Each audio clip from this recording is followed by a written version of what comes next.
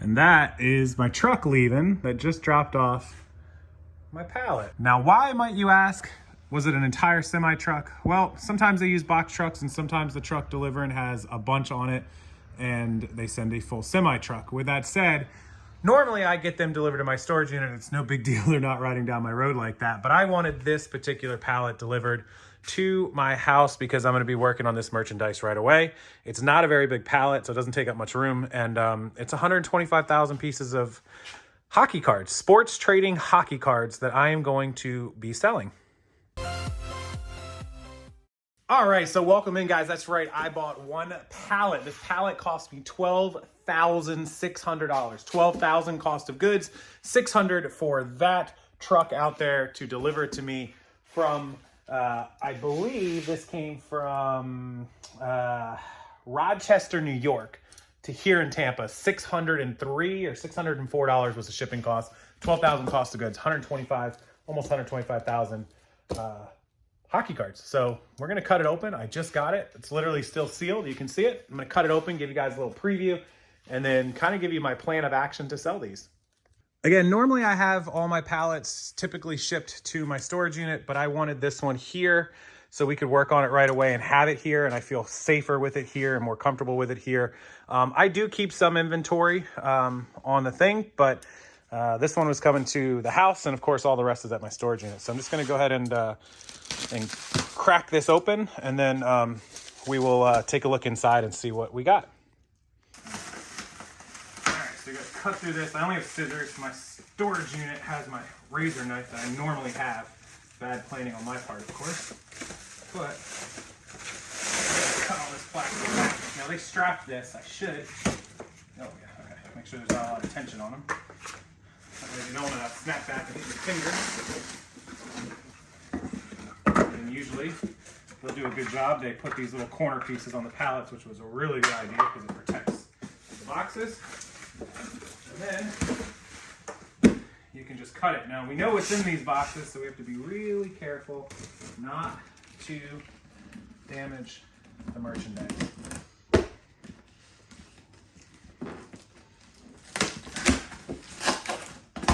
And once we crack this open, there should be, this guy did a fantastic job of packing these. So again, this is one box, but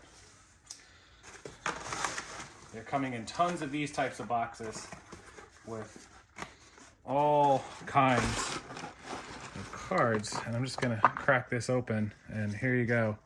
Just tons and tons of cards. So with that said, this is the pallet that we got, and there's 120, almost 5,000. You can look, there's more boxes in there.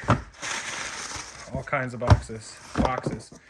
French hockey cards, there's 4-in-1s. There's a sealed box of 1991 Score, 440 player cards, sealed, so I'll have to look at what that's worth. But you can see box after box after box of these. We got a lot of work to do. So that's the pallet that came in, and the next video, I'm gonna clip it into this one. I will start unboxing some of these and going through the prices one by one and just showing you an idea how I'm gonna go about listing these and selling these. All right, so this is like one of the samples of like the boxes, and I have hundreds of these boxes. So there's of course 125,000 cards. Anyways, you can go through these and pull these out one by one in stacks and roll through them. Now I'm a big hockey fan, so I actually know all the ones I'm looking for. Wayne Gretzky, Mario Lemieux, Jaromir Jagr, Patrick Waugh, you know, players like that, Lindros, all those sort of players that will have value that people are always looking for. As I roll through, I can just flip through them really quickly, and my plan is to, you know, find hundreds and hundreds of those and get them listed as quickly as I can. Now, when you find one and you pull it out, for example, this is a 1979-1980 Wayne Gretzky, Edmonton Oilers card. It's an anniversary series. Now, this is actually an anniversary series of his rookie card. So let me show you what's crazy about sports cards in general. So I looked this up. This is a 1979 Wayne Gretzky OPC anniversary. And if you look, his Hall of Fame rookie card, number 18, which this is number 18, right there, right? There's the card. There it is, right? Is sold, authenticity guaranteed, $859, right? But when we scroll down under that, that's a different card. See the difference?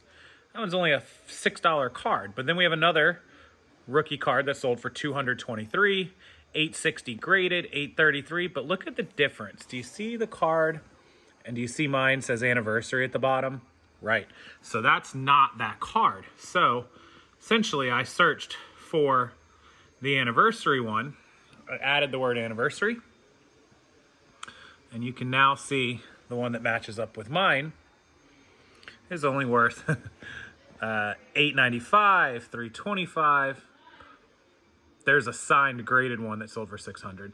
That one sold for $12.85.